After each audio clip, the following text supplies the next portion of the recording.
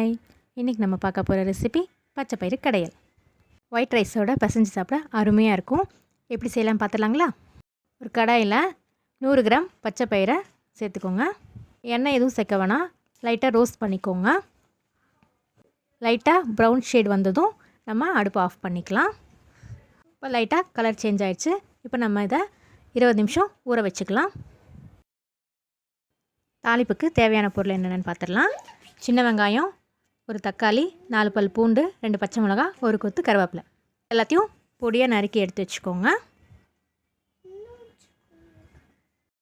நான் இன்றைக்கி குக்கரில் தான் செய்ய போகிறேன். கொஞ்சமாக எண்ணெய் ஊற்றிக்கோங்க.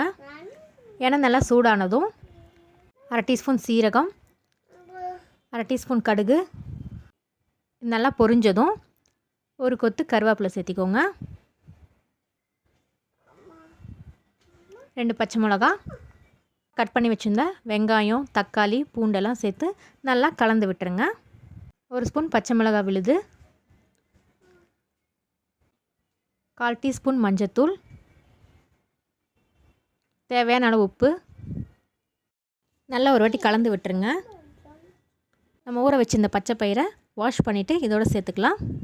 நல்லா ஒரு வாட்டி கலந்து விட்டுட்டு தேவையான அளவு தண்ணி ஊற்றிக்கோங்க.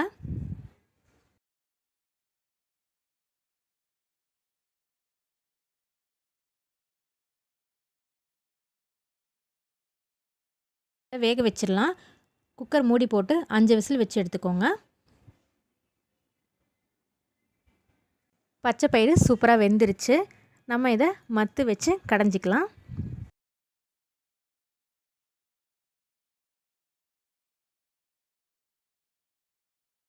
நான் இன்றைக்கி மண்பானையில் போட்டு கடைஞ்சிக்கிறேன். அப்போ தான் டேஸ்ட்டு சூப்பராக இருக்கும். நம்மளோட பச்சை பயிறு கடையில் ரெடி ஆயிடுச்சு. இதுக்கு ஒரு தாளிப்பு ரெடி பண்ணிடலாம். தாளிப்பு கரண்டியில் கொஞ்சமாக எண்ணெய் ஊற்றி கடுகு சேர்த்திக்கோங்க. கடுகு நல்லா பொரிஞ்சதும் சின்ன வெங்காயம், கருவேப்பிலை சேர்த்து நல்லா வதக்கி எடுத்துக்கோங்க. அவ்வளோதான், நம்மளோட பச்சை பயிறு கடையல் ரெடி ஆயிடுச்சு.